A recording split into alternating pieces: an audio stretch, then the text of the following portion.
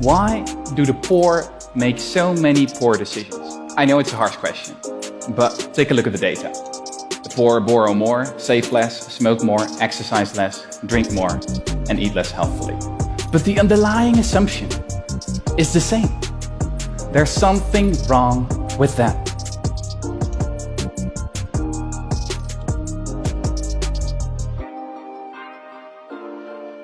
It was an experiment with sugarcane farmers. You should know that these farmers collect about 60% of their annual income all at once, right after the harvest.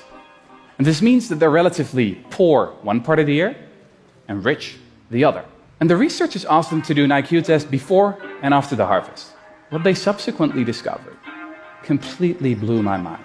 The farmers scored much worse on the test before the harvest. The effects of living in poverty, it turns out, correspond to losing 14 points of IQ.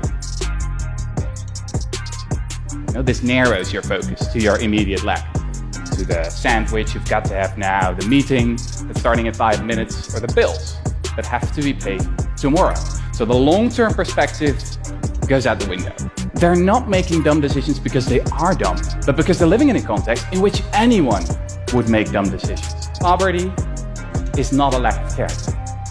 Poverty is a lack of cash.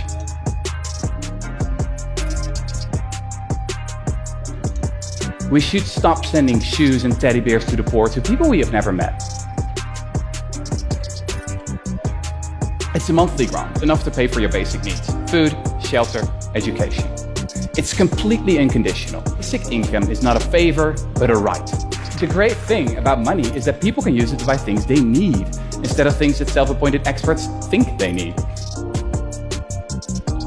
In Dauphin, Canada. In 1974, everybody in this small town was guaranteed a basic income. The experiment had been a resounding success. The people in Dauphin had not only become richer, but also smarter and healthier. The school performance of kids improved substantially. The hospitalization rate decreased by as much as 8.5%. Domestic violence incidents were down, as were mental health complaints. And people didn't quit their jobs. Similar results have since been found in countless other experiments around the globe, from the US to India.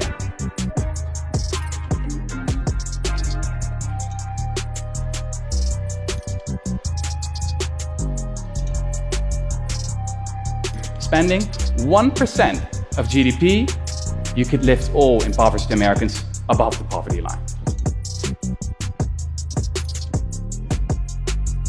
Just look at the cost of child poverty in the US, for example. It's estimated at $500 billion each year.